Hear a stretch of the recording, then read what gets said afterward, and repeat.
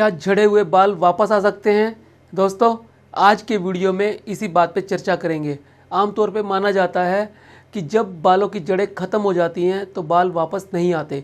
दोस्तों, ये 100% सत्य बात है कि जब बालों की जड़ें ख़त्म हो जाती हैं, फॉलिकल ख़त्म हो जाते हैं, रूट ख़त्म हो जाती हैं, तो बालों के उगने की कोई संभावना नहीं होती है।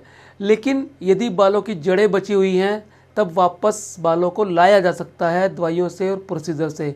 अब कैसे पता लगे कि बालों की जड़ें ख़त्म हो गई हैं या बची हुई हैं? दोस्तों, मैंने बहुत से वीडियो में बताया है कि बाल 3 प्रकार से झड़ते हैं। हेयर लॉस मोटे मोटे तौर पे 3 किस्म का होता है: एलोपेशिया डिफ्यूज़ा, एलोपेशिया रियाटा और एलोपेशिया एंड्रोजेनेटिका। डिफ्यूज़ हेयर लॉस के अंदर बाल बीच बीच में से जाते हैं और इनके अंदर जड़ें बची होती हैं।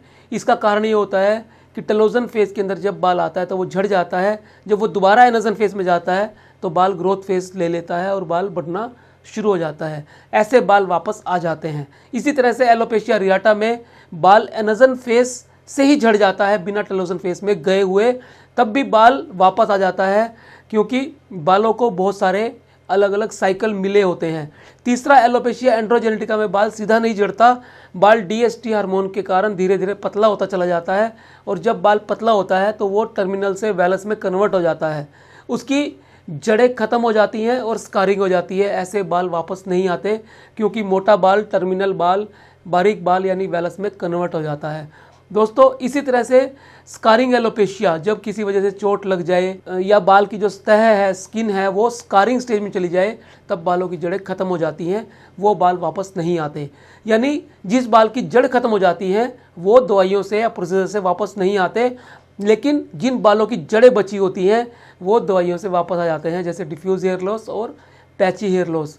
मैं उम्मीद करता हूँ आपको समझ आ गया होगा कि बाल कौन से वापस आते हैं और कौन से वापस नहीं आते। बाकी ज़्यादा जानकारी के लिए आपका ट्राइकोलॉजिस्ट ट्राइकोस्कोप मशीन से ही जज कर पाता है कि बाल की जड़ बची हुई है या नहीं है। तो यदि आप जानना चाहते हैं आपकी बालों की जड़ बची हुई हैं या नहीं बची हुई हैं, तो आप अपना एक बार ट्राइकोस्कोपी टेस्ट अवश्य करा लें।